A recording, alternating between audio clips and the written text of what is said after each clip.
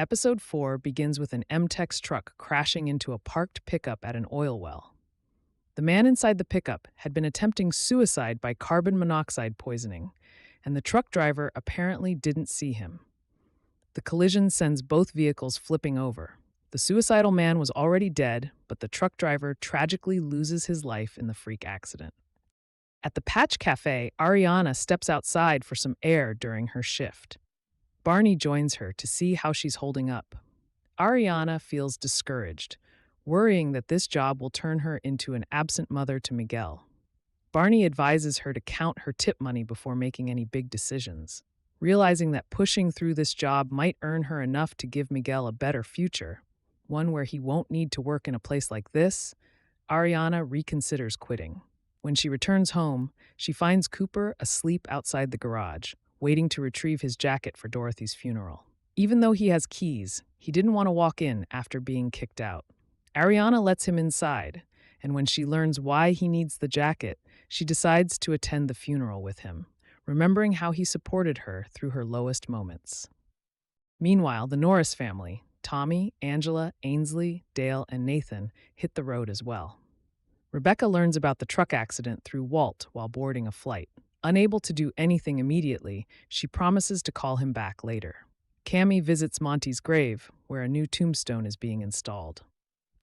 On the plane, Rebecca meets Charlie, and their flirtation begins during a bout of turbulence that makes Rebecca panic while everyone else stays calm.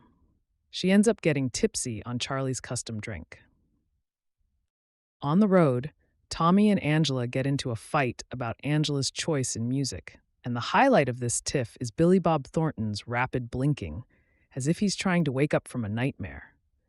Somehow, they make it to Prairie View in order to pick up Thomas without killing each other or crashing the car. Ariana and Cooper have gotten there before them, though, and in the brief conversation she has with Thomas, it seems like he has taken a liking to her because of her no-nonsense attitude. Of course, Thomas doesn't know that Cooper and Ariana are going through a break, and yet he senses that something's wrong between them, which is why he suggests that Cooper learn how to hold on to Ariana, because she's the real deal. Thomas maintains this positive spirit when he sees Angela and Ainsley. He even partakes in some sarcastic banter with Nathan and Dale. But as soon as Tommy opens his mouth, the mood of the room plummets immediately. So, everyone heads to the cemetery in Panhandle to attend Dorothy's funeral. The priest asks Thomas to say a few words to God about Dorothy, but he refuses to do so because, in his opinion, he has already told God about Dorothy, and he doesn't need to repeat himself in front of the public. After the funeral proceedings are over, the group goes to the bucket to grab a bite. Ariana notices that everyone's talking about Angela and Ainsley's dietary choices, and she wonders why nobody's talking about Dorothy. In her opinion, these post-funeral meets are usually meant for the mourning party to talk about the recently deceased so that they can remember the best parts about them and then move on in life. In response to Ariana's query, Tommy says that he doesn't have any good memories of his mother, which is why he doesn't have any anecdotes to share. He sees the funeral as a formality, and he has fulfilled it. But then he talks about the time when, as a kid, he found a drunk Dorothy drowning in the bathtub. When he saved her life, she looked at him as if he were a stranger and then kicked him so hard she broke his nose. While she focused on making herself another drink, Tommy packed his bags and left Panhandle. He returned because he had to choose a casket for his mother and oversee her funeral. On that note, he exits the restaurant and tells his family and friends that he'll wait outside. After Tommy leaves the table, Thomas shares a memory of Dorothy, which is relatively more delightful. However, Thomas isn't delusional, and he accepts that he wasted too much time waiting for Dorothy's state of mind to improve. And during that wait, he lost not only his wife, but his son as well. When it's time to leave, except for Tommy, all the attendees bid farewell to Thomas. Angela urges Tommy to say goodbye to his father, but he doesn't. And on that bittersweet note, everyone goes their separate ways. Before heading out to a restaurant for a meeting with Dan, Cammy tells her assistant to put her house up for sale. Bella is present at the restaurant too, but she leaves the scene so that Dan and Cammy can talk. Cammy doesn't hide the details of the pit that MTEX is in. She says that she needs to drill an existing well.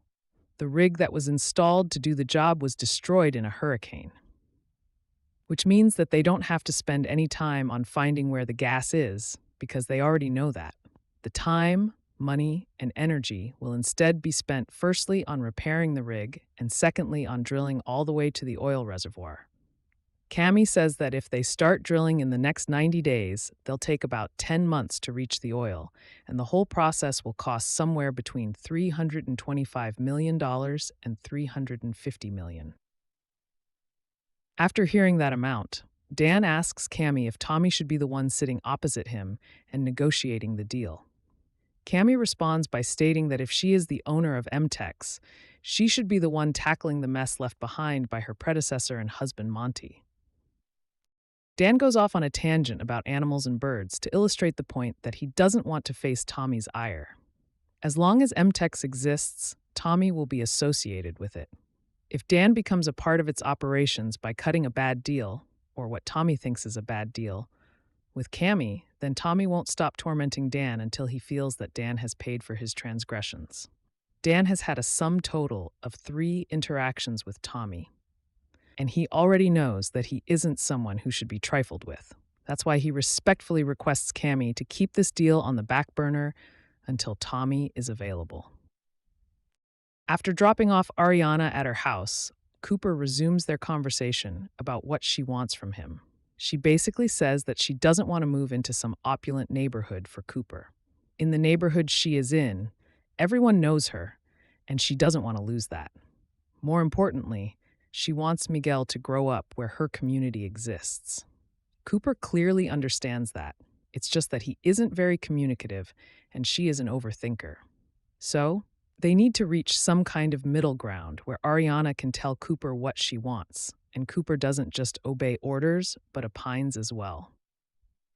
We also get a brief glimpse of Jarrell, who has gone blind on a temporary or permanent basis because of H2S poisoning. At home, Tommy finds Ainsley crying while watching a Julia Stiles movie. She is distressed by the story Tommy told about Dorothy and cannot bear the thought of her father suffering like that. Realizing how deeply his bitterness affects her, Tommy softens. He tells her something he has long avoided acknowledging. He had a sister who died of SIDS, a tragedy that broke Dorothy's spirit. Watching Dorothy spiral devastated Thomas too, pushing him to bury himself in work. Tommy begins to think it may be time to forgive, or at least try to move past the anger. Angela encourages him, suggesting they move Thomas out of Prairie View and bring him home so he can spend his last years with family. Meanwhile, Rebecca goes home with Charlie, completely forgetting an MTEX employee died earlier that day, and that she promised Walt she would call back. In a surprising turn, Tommy takes Angela's advice and brings Thomas home with him.